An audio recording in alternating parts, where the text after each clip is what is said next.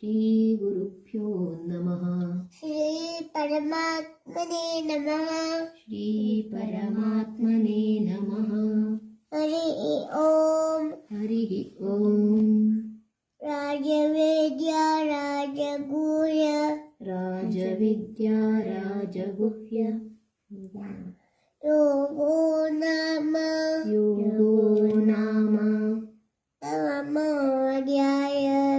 नवमोऽध्यायः।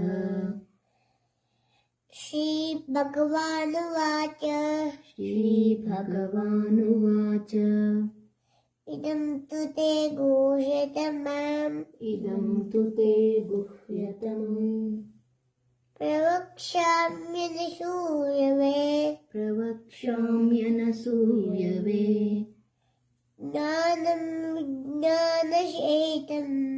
ज्ञानं विज्ञानसहितं ये ज्ञात्वा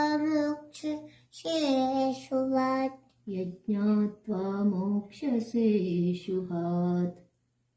राजविद्या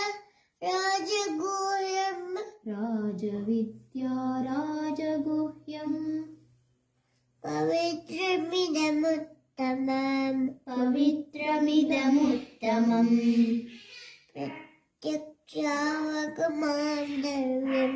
प्रत्यक्षावगमं धर्म्यम् सुसुखं कर्तुमव्ययम् अश्रद्धदानः पुरुष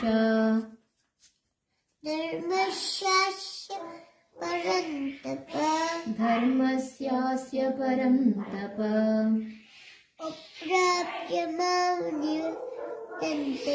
अप्राप्य मां निवर्तन्ते मृत्युसंसारवर्त्मनि मया ततमिदं सर्वम् जगदव्यक्तमूर्तिना मत्स्थानि सर्वभूतानि न चाहं तेष्वस्थितः न च मत्स्थानि भूतानि पश्य मे योगमैश्वरम्